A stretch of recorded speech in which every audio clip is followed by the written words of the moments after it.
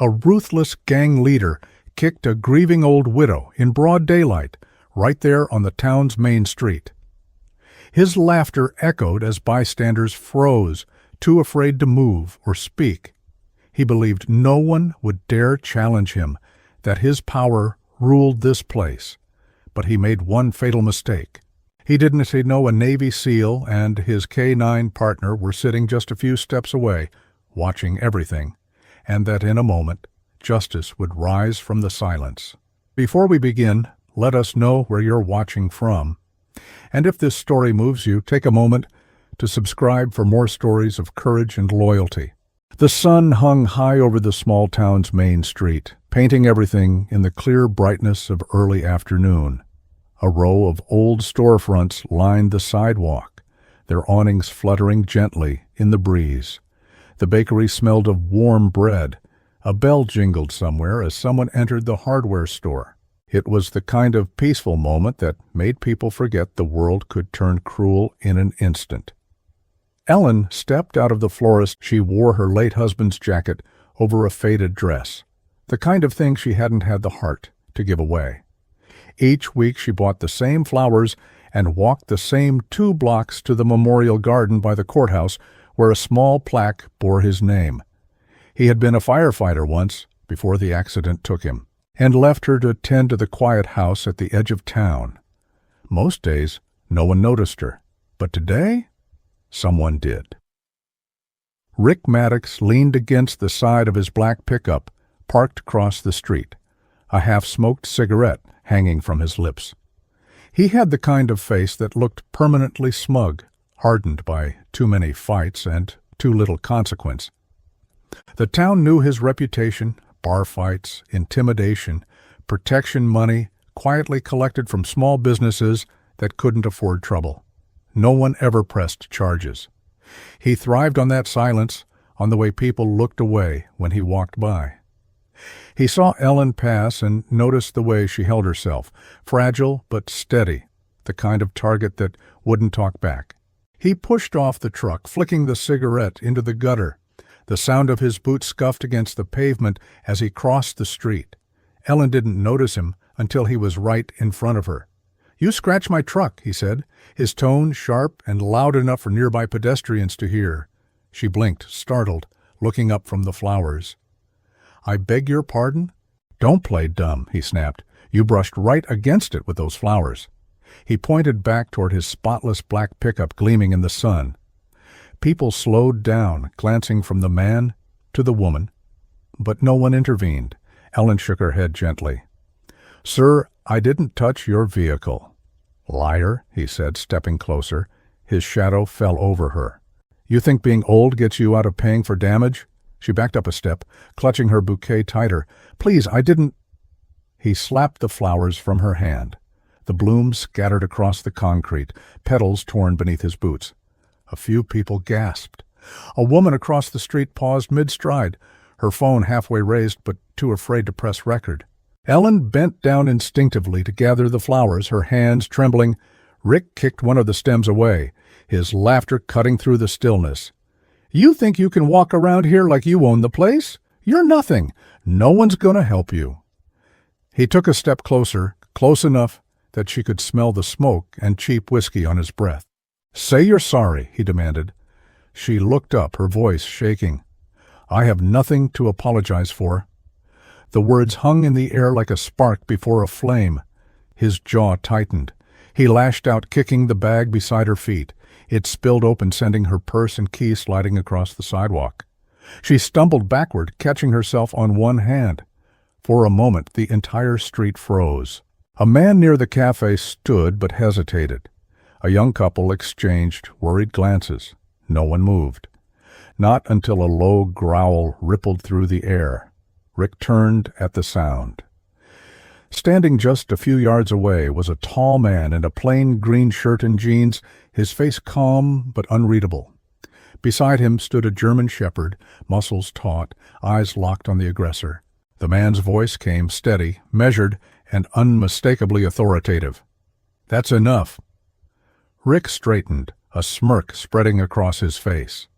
"You got something to say, tough guy?" The stranger didn't answer immediately. He walked forward slowly, his dog pacing in sync at his side. "Pick up her bag," he said. "Now!" Rick barked out a laugh. "What are you, her grandson?" The man stopped a few feet away. His eyes didn't waver. "Last chance," he said.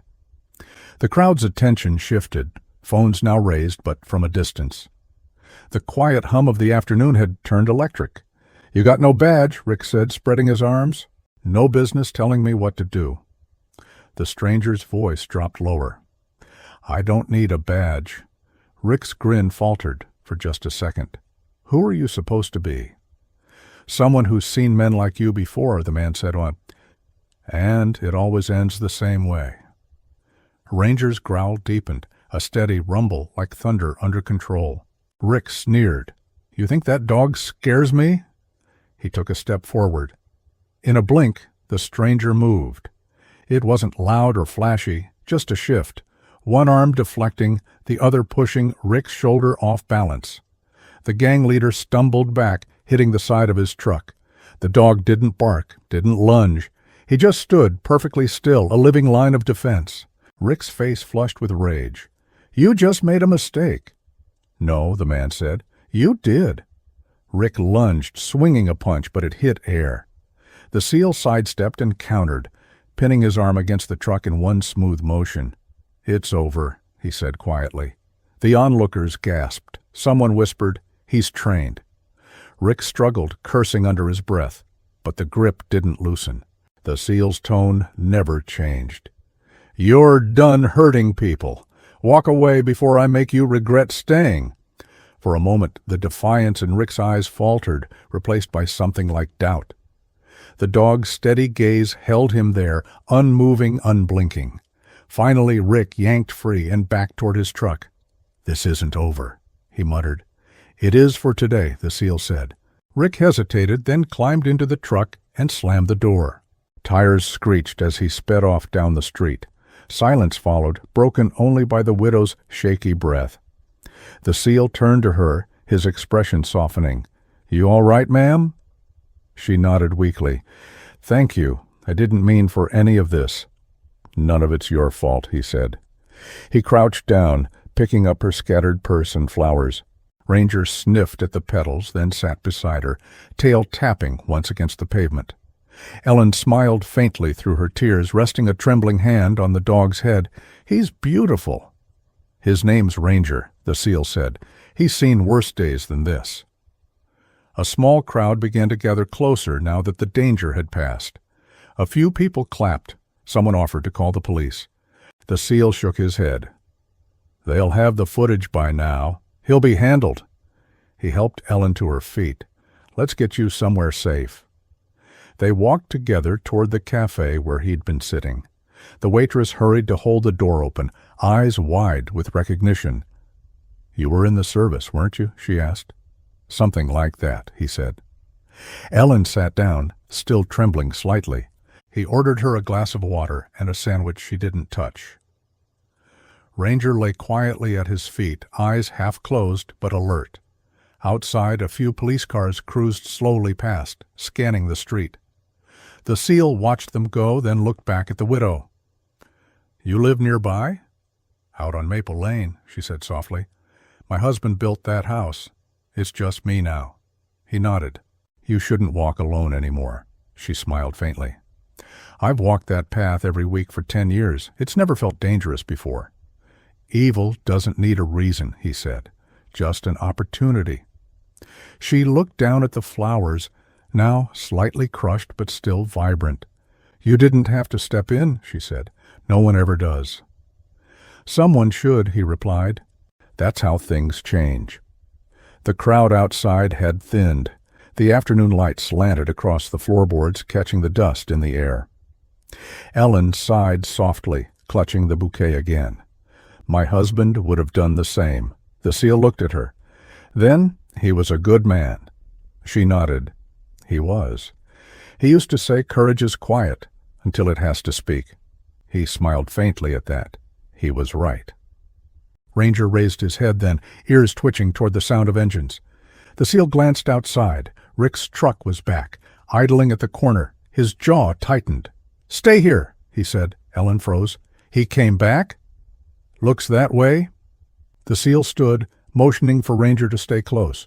"Don't worry," he said. "He's not touching you again." Outside, the sun cast long shadows across the street. Rick sat behind the wheel, eyes dark behind tinted glasses. The engine rumbled low. The SEAL approached calmly, stopping a few feet away. "You had your warning?" he said. Rick leaned out the window, smirking. "You think you scared me. You embarrassed me in front of my own town." "You embarrassed yourself," the SEAL replied. "You can fix it by leaving." Rick laughed, shaking his head.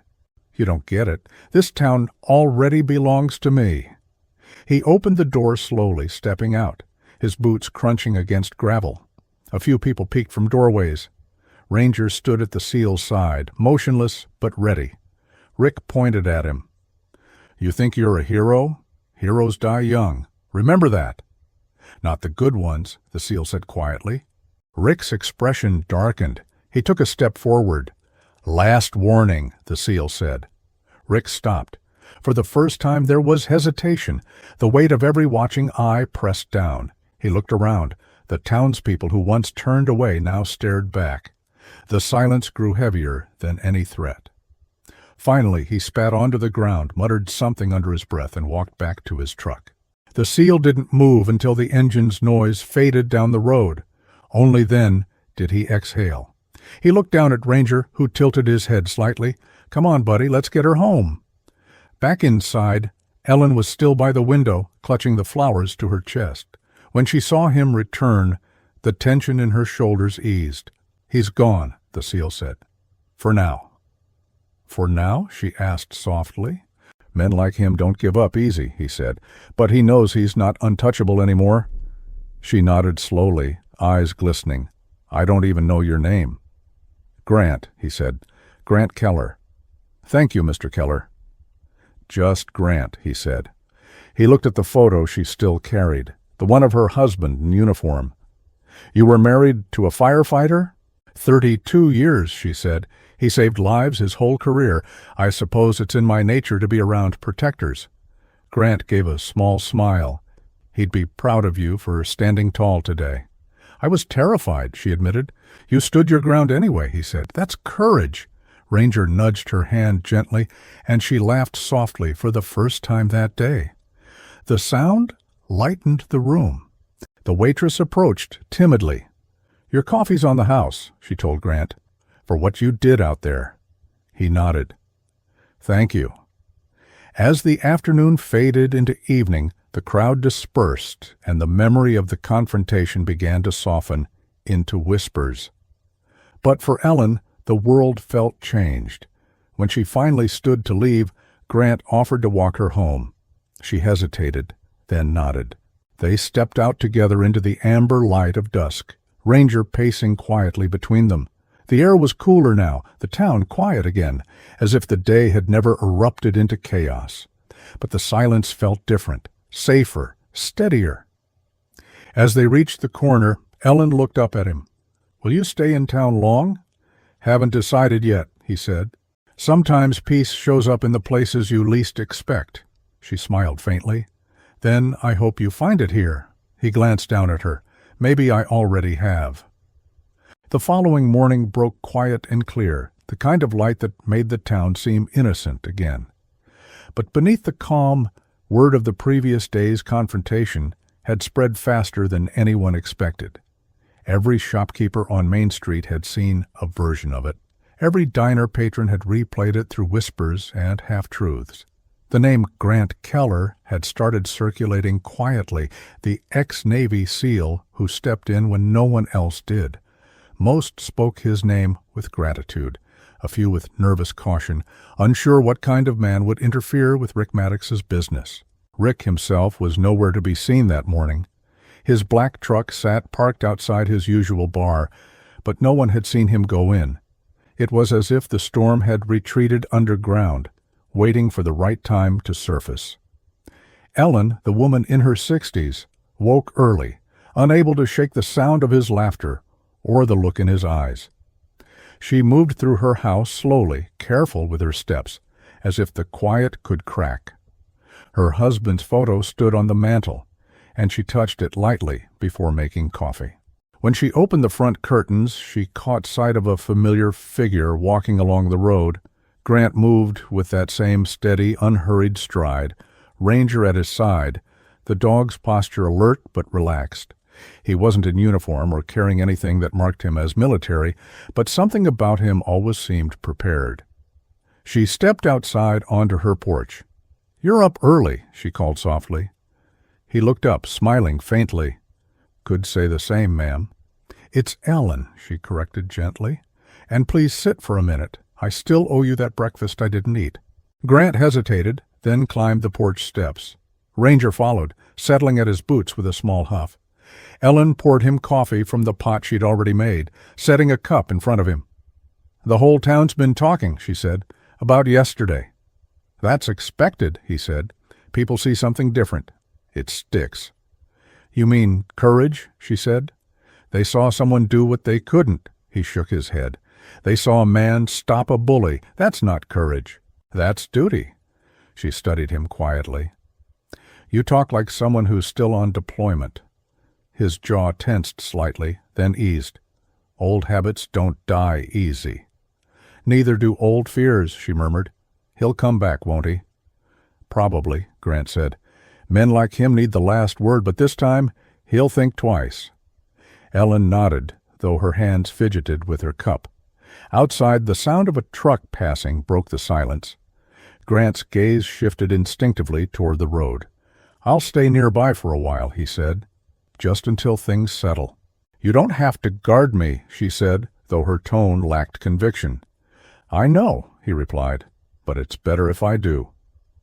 They sat in silence after that, the sound of birds and the clink of coffee cups filling the space.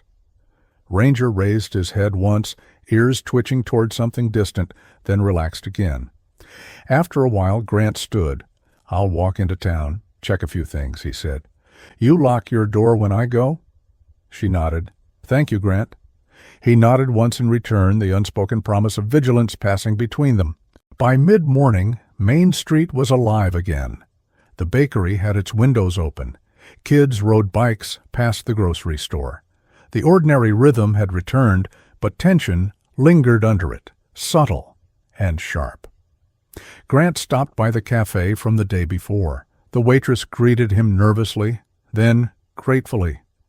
"You know, people have been saying we needed someone like you here for years," she said. "You stood up to him." "Standing up doesn't mean it's over," Grant said. "Rick still has friends?" "More than a few," she whispered. "The sheriff looks the other way. Half the folks here owe him favors." Grant nodded slowly, absorbing that. "And the other half?" Too scared to speak, she handed him his coffee. "You be careful. He'll try to make an example out of you." "Wouldn't be the first time someone tried," he said, taking the cup and heading toward the door. Across the street, an old man sweeping the steps of his shop gave him a nod of respect. But further down, near the alley beside the pawn shop, two men leaned against the wall, watching him too long. They weren't trying to hide it. Ranger noticed them first, his posture shifting slightly, muscles tensing.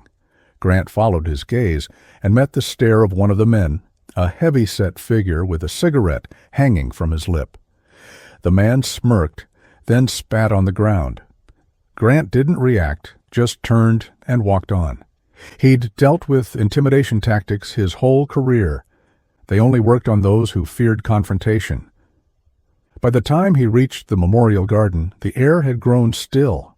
Ellen was already there, kneeling beside the stone plaque with her husband's name. The flowers she'd brought yesterday had been replaced with fresh ones. Grant noticed that immediately. She turned at the sound of his footsteps and smiled faintly. "You didn't have to come?" "Didn't have anything better to do," he said. "Town seems restless today." "It always gets quiet before something bad," she said softly. "My husband used to say that." Grant crouched beside her, reading the plaque for a moment. He was a firefighter. "He died saving 2 kids from a house fire," she said. "Sometimes I wonder if he'd still do it, knowing how it ended." People like him don't think that way, Grant said. You do what's right. The rest follows. And what about you? She asked. Do you still do what's right? He hesitated. When I can. She nodded slowly, as if that answer told her more than words could. They stayed there for a while in quiet companionship, the hum of the town faint in the distance. Then Ranger's low growl broke the peace. Grant turned instantly. Across the street, the same black truck idled at the curb. Rick Maddox leaned out the window, grinning. "Well, isn't this cozy?" he called. Ellen stiffened, clutching her coat. Grant stood, body tense but calm. "You need something?" "Just paying my respects," Rick said mockingly. "Small town, you know how it is. Hard to avoid people." "You're making it harder on yourself," Grant said.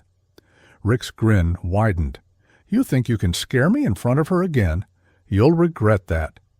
He revved the engine, tires squealing as he pulled away, leaving the stench of exhaust behind. Ellen's hands trembled slightly. Grant put a steadying hand on her shoulder. "He's testing the water," he said, "trying to see if I'll chase him." "Will you?" she asked. "No," he said, "but if he comes back, I'll be ready." That night the air turned colder. Ellen locked every door and checked each window twice. Ranger sat by the front porch while Grant leaned against the railing, watching the quiet street. Crickets sang in the distance. An owl hooted somewhere beyond the trees. The small town that had seemed so peaceful now held a different kind of silence, the kind that follows threats whispered in daylight. Around midnight, the distant growl of an engine cut through the stillness. Grant straightened, eyes narrowing. A single pair of headlights rolled slowly past the house, pausing just long enough to be seen. He didn't move, didn't draw attention, just watched. The car crept away into the dark. Ranger's growl followed it until it disappeared. Grant looked toward Ellen's window, where the faint glow of a lamp flickered. She was awake, just like him. The next morning, a brick lay shattered beside her mailbox, wrapped in paper scrawled with a single word, "Leave." Grant picked it up before she came outside. "It's just noise," he said. "He wants you scared." "It's working," she admitted softly. "Then we'll fix that," he said. "Together." She looked at him for a long moment, then nodded. "All right." The day unfolded slow and heavy. Grant made quiet rounds through the town, noting faces, corners, escape routes. It was second nature to him, assessing terrain, reading tension. By afternoon, whispers followed him wherever he went. Some people offered nods of quiet gratitude. Others looked away, afraid of being seen on his side.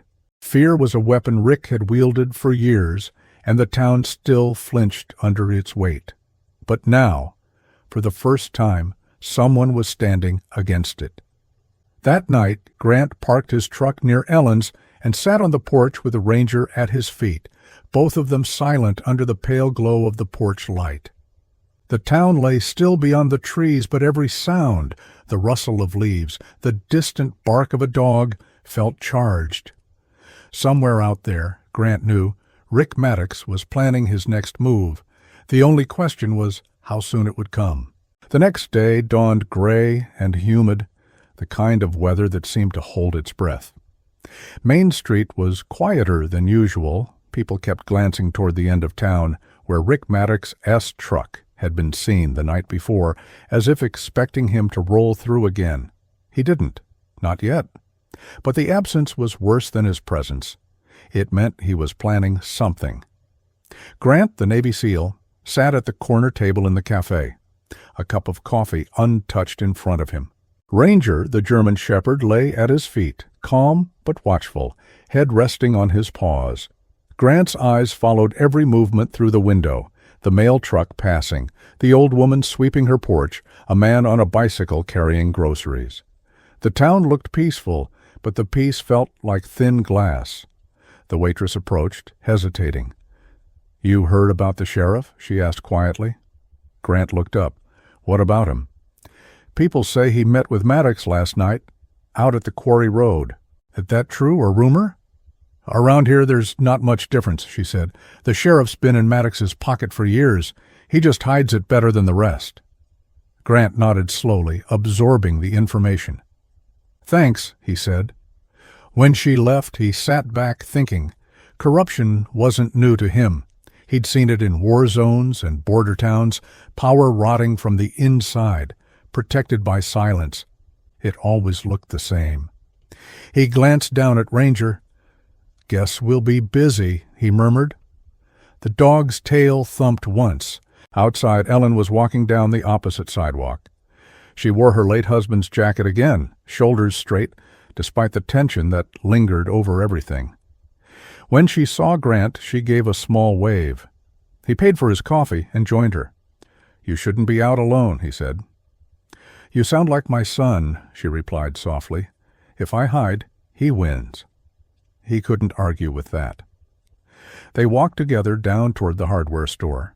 People greeted Ellen cautiously but warmly, offering her small smiles that faded when they saw Grant. Some were grateful, others simply afraid of being noticed. "He's still out there," Ellen said under her breath. "I can feel it." "He is," Grant said, "but not for long." They stopped in front of the old post office where a bulletin board held town notices. Someone had pinned a flyer over last week's community announcements. It read in red marker, "Heroes don't last long here." Ellen's breath caught. "Is that for you or for me?" she asked. "Both," he said. He tore it down and folded it without emotion. "Let him talk." "He's not just talking," she said. "He's warning." "Then he'll get his answer soon enough." Ranger's head turned toward the alley beside the post office. His low growl broke the moment.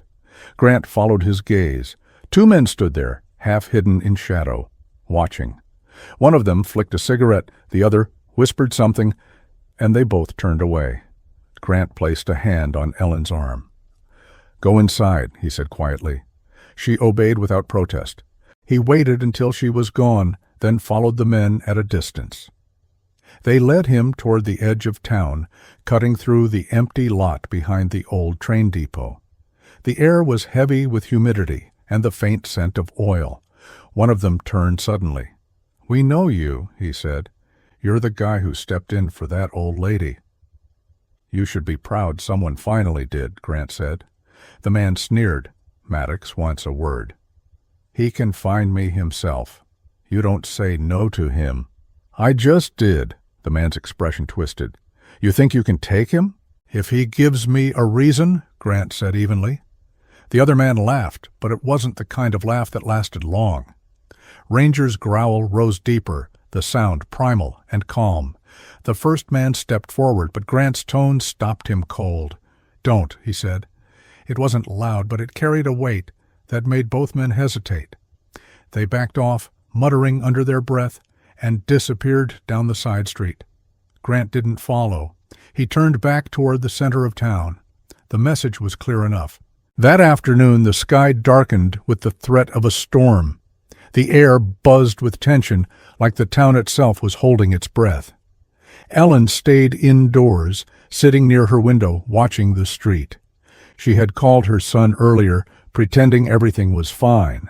She didn't tell him about the brick or the flyers. She didn't want him to worry. A sound outside caught her attention. A truck door slamming, she peered through the curtains. A black pickup sat at the curb. Her heart leapt into her throat. But when the door opened, it wasn't Rick who stepped out. It was the sheriff. He adjusted his hat, glanced around, then walked up to her porch. Ellen hesitated before opening the door. "Afternoon, ma'am," he said, tipping his hat. "Mind if I come in for a word?" She frowned. "What about?" "Just routine," he said. "We had a disturbance yesterday. Wanted to make sure you're all right." She stepped aside reluctantly. He entered, glancing around the modest living room. "Heard you had a bit of help yesterday," he said. "That man Keller, former SEAL, right?" "He saved my life," she said. "That so?" The sheriff's tone was unreadable. "Funny thing, though. Folks like him tend to stir up trouble when they stay too long. He hasn't done anything wrong." Didn't say he did. He smiled without warmth. "Just think you ought to tell your friend to keep his distance, for his own good." "Is that advice or a threat?" Ellen asked quietly. The sheriff met her eyes. "It's a warning," he said. "Sometimes justice don't work the way it should around here. Best not to get mixed up in things." He tipped his hat again and left without another word. Ellen shut the door and leaned against it, heart pounding. Minutes later, Ranger's bark echoed from outside. She rushed to the porch. Grant stood at the gate, rain beginning to fall around him. "He was here," she said. "The sheriff. He told me to keep you away." "Then Maddox has him on a leash," Grant said. "I figured as much." "What are you going to do?" she asked. "What I always do," he said. "Find the truth." He looked out at the rain-darkened road. "You stay inside tonight. Don't open the door for anyone." She nodded. "What about you?" "I'll be around." That night the storm rolled in heavy and low, thunder shaking the old houses. Grant parked his truck near the edge of town, the engine off, rain drumming against the windshield. Through the downpour, he could see faint light coming from the bar at the far end of the street. Rick's truck was parked outside. Perfect. Grant sat in silence for a long moment, then stepped out, rain soaking through his shirt instantly. Ranger followed, unbothered. They crossed the muddy street and stopped outside the bar. Through the windows, laughter and music spilled out, rough and loud. He pushed the door open, every head turned. Rick sat at a table near the back, surrounded by his men. The room went quiet. "Look who decided to show up," Rick said, leaning back in his chair. "You want a drink, soldier?" "No," Grant said. "I want you to stop hiding behind other people." Rick's smile faded. "You've got guts walking in here." "You've got a bad habit of picking on the weak," Grant said. "That ends now." "You think this is your town?" Rick asked, standing. "You think one good deed makes you a hero?" "No," Grant said. "Doing what's right does." Rick laughed, but it was forced. "You don't get it? Nobody here wants a hero. They want peace. And peace means keeping their mouths shut." "Peace built on fear isn't peace," Grant said. The rain hammered against the windows. Rick took a step closer. "You better leave before I forget you saved that old lady." "You won't forget," Grant said, "because you'll remember what happens next time you try it." Rick's expression hardened. "You don't scare me." "Good," Grant said. "Then we understand each other." He turned and walked out, leaving silence in his wake. The door swung shut behind him, and the storm swallowed the sound. Outside he paused under the awning, watching the rain pour down. Ranger stood beside him, ears flicking at the thunder. "He's rattled," Grant said softly. "That's the start." The dog pressed against his leg, steady and patient. Somewhere in the distance, lightning flashed over the hills, splitting the sky in two. The war hadn't ended. It had just changed fields. The next morning the storm had passed, but the air still smelled of wet pavement and electricity. Grant, the Navy SEAL, drove through the quiet streets, his eyes scanning every corner, every alleyway. Nothing moved except for a few shopkeepers, sweeping puddles away from their doorsteps. It was the calm that came after a confrontation, but not peace, just a pause. He parked near the diner, stepping out with Ranger, the German shepherd, close behind. Inside, the place was half full. Conversations dipped when he entered, then resumed in hushed tones. The waitress gave him a cautious smile. "Coffee?" she asked. "Sure," he said. He sat by the window watching the road. A paper lay folded on the counter beside him, the local headline catching his eye. "Disturbance at O'Connor's bar. No charges filed." He didn't have to read it to know what it said. The sheriff had cleaned it up, just like always. Rick Maddox, the gang leader, was untouchable for now. Ellen, the 60-year-old widow, walked in a few minutes later, clutching a grocery bag, and looking a little out of place among the morning crowd. "You shouldn't be here alone," Grant said quietly. She smiled faintly. "I could say the same to you." She sat across from him, hands wrapped around her own cup of coffee. "He won't stop, will he?" "No," Grant said, "but fear works both ways. He's starting to feel it, too." "And the sheriff?" "He's already chosen his side." Ellen's gaze drifted toward the window. "Then who's on ours?" "For now," Grant said, "just us." The door opened, and a cold draft swept through. Two men entered. Rick's men, Grant recognized them instantly. They didn't order anything. They just stood near the counter, pretending to look at the menu. Their presence was enough to drain the air out of the room. Ellen kept her eyes down, but her fingers tightened on her cup. Grant leaned forward slightly. "Don't react, just drink your coffee." One of the men chuckled, a low sound that carried across the room. "Look at that, the hero's got himself company." The other grinned. "Maybe the lady wants a new friend." The room went silent. Grant's voice didn't rise, but it carried the weight of command. "You've got 10 seconds to walk out of here." The first man smirked. "Or what?" "Or you find out what I used to do before coffee," Grant said. The waitress froze behind the counter. Ellen didn't move. The men exchanged looks, then turned and left, muttering something under their breath. When the door closed behind them, the diner seemed to breathe again. Grant set his cup down. "You see? Fear cuts both ways." "You can't keep doing this," Ellen said softly. "You can't fight an entire town." "I'm not fighting the town," he said. "I'm fighting the disease that's running it." He stood and dropped some bills on the table. "Go home, Ellen. Lock your doors. I'll handle it." She watched him leave, her expression torn between admiration and fear. Morning light filtered through low clouds as Grant, the Navy SEAL, stood at the edge of the home of Ellen, the 60-year-old widow, his mind still replaying the confrontation from the night before. The bruise along his jaw had started to fade, but the tension in his chest hadn't. Ranger, the German shepherd, moved restlessly beside him, sniffing the damp ground, where tracks still showed faintly in the mud. The evidence he'd gathered was locked safely in his truck, ready to send to the state authorities if it came to that, but he knew Maddox, the gang leader, wouldn't let him get that far without a fight. The town had gone quieter than usual.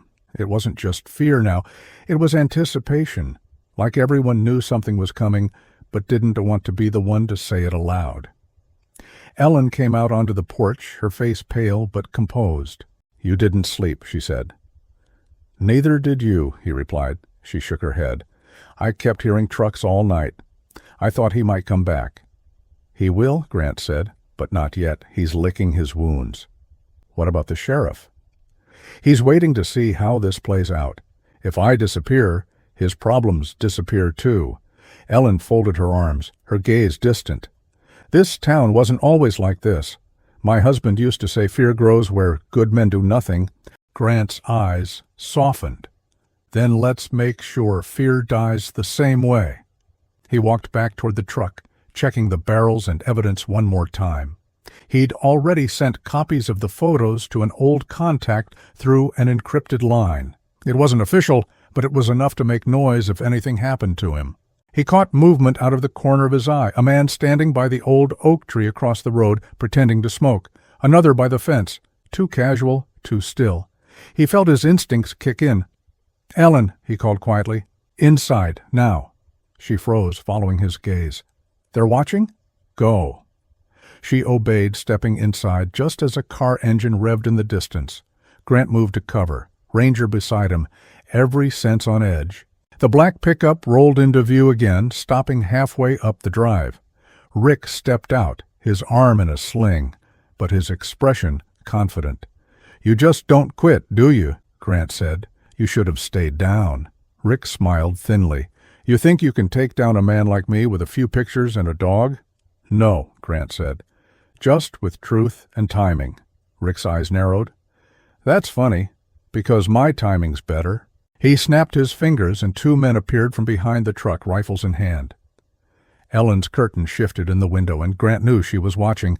He needed to keep their focus on him. "So this is what you call power," Grant said, stepping forward slightly. "Hiding behind guns?" "No," Rick said. "This is what I call closure." He raised his hand, and one of the men fired a shot into the air. The sound cracked through the valley, scattering birds. Ranger barked once, a deep, controlled sound that cut through the noise. The second man hesitated, uncertain. Grant took the moment and moved. He wasn't fast out of impulse, but out of calculation. He dropped low, sweeping the first shooter's legs before the man even realized he'd lost balance.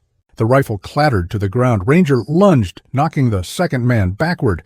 The chaos unfolded in seconds. Grant disarmed the first, tossing the rifle aside, then pinned him against the truck. Rick shouted, drawing a pistol with his good hand. Grant ducked behind the open door as the shot tore through the air. The window behind him shattered. He heard Ellen scream inside the house. He grabbed the first man's jacket, using him as cover as he advanced. Rick fired again but missed.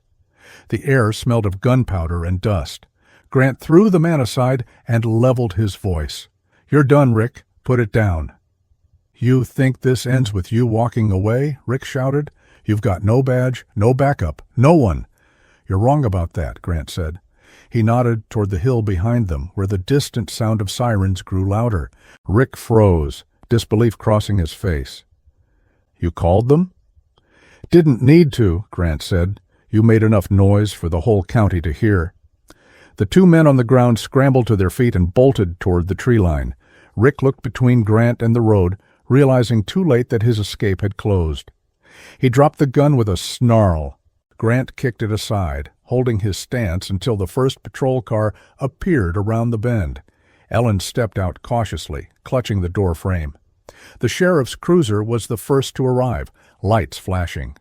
But when Sheriff Thomas stepped out, he looked less like a rescuer and more like a man caught in a trap. Grant's tone stayed calm, but edged with steel. "You've got a choice, Sheriff. You arrest him and do your job, or you prove to everyone what you really are." Thomas's jaw clenched. He looked at the arriving deputies, then back at Grant. For a long moment, no one spoke. Then he moved, grabbing Rick by the arm and forcing him to the ground. "Rick Maddox," he said loudly, "you're under arrest." Rick's protest was drowned out by the click of handcuffs. The deputies exchanged uncertain looks, but followed through, leading him to the car. The sheriff avoided Grant's gaze as he spoke to one of the officers in a low voice. When they drove off, the noise faded, leaving only the wind rustling through the trees. Ellen came down the steps slowly. "It's over?" she asked. "Not yet," Grant said. "He'll talk. And when he does, he'll drag the sheriff down with him." She studied his face. "You knew they'd come." "I counted on it," he said. "They always push when they're scared." She gave a small, incredulous laugh. "You planned this." "Not exactly," he said. "Just prepared for the outcome." The adrenaline began to fade, leaving only exhaustion. Ellen stepped closer, resting a trembling hand on his arm. "You saved more than me, Grant. You saved this town." "No," he said quietly. "You did. You stood your ground. The rest followed." Ranger padded forward, brushing against Ellen's leg as if to confirm it. She smiled, her voice soft. "I think your dog likes me." "He's got good judgment," Grant said. "Better than most people I know." A faint smile passed between them, but the weight of the moment remained. The sirens had faded, the road was clear, and for the first time in days, the air felt lighter. Still, Grant knew the calm wouldn't last. The sheriff's choice to arrest Rick was only the beginning. Power never surrendered quietly, and corruption didn't die with one man in handcuffs. But for now, there was a sliver of quiet, a fragile pause where hope could breathe. Ellen looked out at the empty road. "Do you think they'll come back?" she asked. "If they do," Grant said, "they won't find the same town waiting for them." By the next morning, the story had spread far beyond the small town. The local paper ran the headline first, followed by a regional station that picked it up before noon. By evening, the words were everywhere. Corruption exposed in small town, gang leader and sheriff under investigation. Photos of the barrels, the evidence, and the sheriff's arrest circulated online. For once, truth had a louder voice than fear. Grant, the Navy SEAL, sat on the porch with a mug of coffee, watching the sun rise over the hills. Ranger, the German shepherd, lay stretched out at his feet, half asleep, but still alert. The valley looked peaceful again, almost like it had before the chaos began. Ellen, the 60-year-old widow, stepped outside, wrapping her cardigan tighter against the morning chill. She smiled when she saw him. "You've been out here since dawn." "Old habit," Grant said. "I can't shake it." "I heard from the deputy," she said. They moved Rick and the sheriff to the county jail last night. The state police are taking over now. Good, Grant said. They'll find more than I did. That operation ran deep. You sound like you're already thinking about what comes next, she said. He didn't answer right away. His eyes stayed on the horizon, the line where mist touched the fields. I'm not sure what comes next, he admitted. When you spend enough time fighting, peace feels like something you're not allowed to keep. Ellen sat beside him, her hands folded in her lap. Maybe peace isn't something you keep, she said softly. Maybe it's something you rebuild, he smiled faintly. Your husband would have liked that. He always believed people could change, she said, even this town. He used to say good men can sleep, but they never stop watching. She glanced at Ranger. I think he would have liked your partner, too. The dog lifted his head at his name, tail giving a slow wag. Grant chuckled quietly. He's been through worse than me, saved lives overseas, lost his handler in the process. I took him in after. Ellen's expression softened. So you both know what it's like to lose someone. Yeah, Grant said, Nick, and to keep going anyway. They sat in silence for a while, letting the sound of morning fill the space between them. The wind through the trees, the low hum of distant cars, the steady rhythm of life returning. When she finally spoke again, her voice was quiet. People in town are talking about you. Some are scared, some grateful. But I think they're all seeing what courage looks like for the first time in years. They don't need me for that, he said. They just needed a reminder. Then you gave them one, she said. She rose to refill their cups, returning a few minutes later. The sun had climbed higher, burning away the mist. The road shimmered in the light, and for the first time since the violence began, no black truck appeared. The deputy told me the council's calling for a town meeting tonight, Ellen said. They want to talk about rebuilding, cleaning up the mess Maddox, the gang leader, left behind. Grant nodded slowly. That's good. They'll need to start somewhere. You should be there, she said. You helped make this happen. It's not my place, he said. This town belongs to its people. I was just passing through. Ellen looked at him for a long moment, her voice soft but certain. Sometimes the people we need most are the ones who weren't planning to stay. He didn't answer, but she could see the thought settle in his eyes. Later that afternoon, Grant drove into town for supplies. The streets were livelier than they'd been in weeks. People waved from shop doors, offered small nods of thanks. A few stopped him outright, shaking his hand, telling him the town was proud again. Even the cafe that once grew silent when he entered now filled with quiet respect. The waitress poured him a coffee without asking. Feels different, she said, like the air's cleaner. It'll stay that way if people keep standing up, Grant said.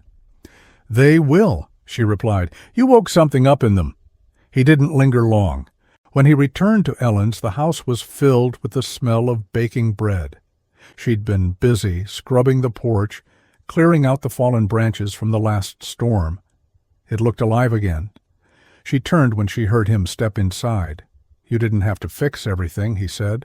I needed to, she replied. The mess outside matched the one in my heart, felt right to clean both. He smiled, setting down the bags. You're stronger than most people I know. I just had a good example, she said, nodding toward him.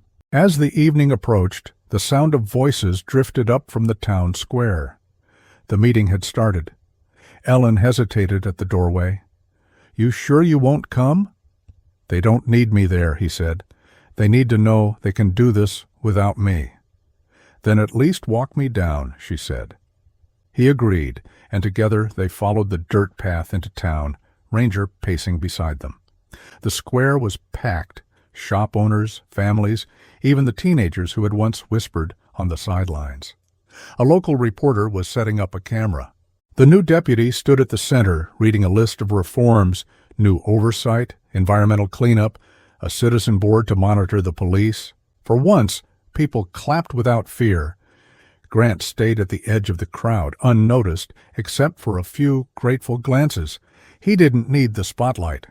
The work was already done. After a while he turned to leave. Ellen caught up to him halfway up the hill.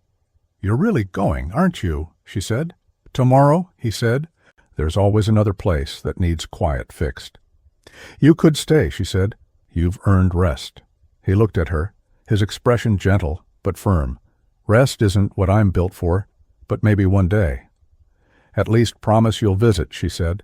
"Ranger seems to like the porch," he smiled. "If there's coffee and quiet, we'll find our way back." She reached out, touching his hand. "Thank you, Grant, for saving me, for saving all of us." He shook his head. "You don't owe me thanks. Just keep fighting for what's right. That's enough." They stood there for a moment, the sunset stretching long shadows across the fields. The air was warm and still, heavy with the scent of grass and rain. Down in the square the crowd began to sing, an old town hymn, off-key, but full of hope. It carried up the hill like a promise. Later, when the sky had darkened and the last of the voices faded, Grant loaded his truck. Ranger jumped into the passenger seat, settling with a contented sigh. Ellen stood by the gate, one hand lifted in farewell. He gave a small nod, then started the engine. The road stretched ahead, winding out of the valley, the headlights carving through the dusk. For a long while, neither man nor dog spoke. The world outside grew softer, the chaos left behind replaced by open space and the quiet hum of tires on asphalt. Ranger lifted his head, gazing out the window, ears twitching at the distant sounds of crickets. Grant reached over, resting his hand briefly on the dog's neck.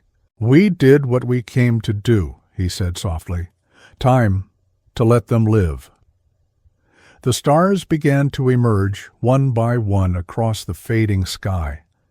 Behind them the town lights glowed faintly, a cluster of warmth in the darkness.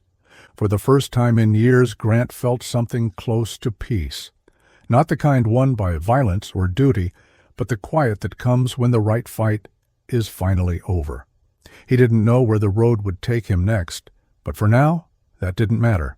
Somewhere behind him, a widow slept without fear. A town began to heal, and the echoes of one man's cruelty faded into silence. Ranger gave a low sigh and rested his head against the window, eyes closing. Grant smiled, the faintest glint of light catching in his eyes as he whispered into the night, "Good work, partner." Then he drove on, the sound of the engine fading into the calm of a world finally set right. If this story of courage and redemption touched your heart, please share this video so others can find hope too. Don't forget to subscribe for more true stories that honor loyalty, compassion, and courage. Which part spoke to you most? The widow's unwavering faith, the SEAL's quiet bravery, or the bond he shared with his loyal K9?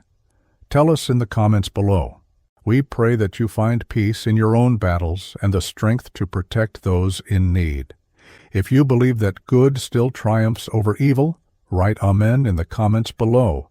Thank you for watching, and may light always guide your path.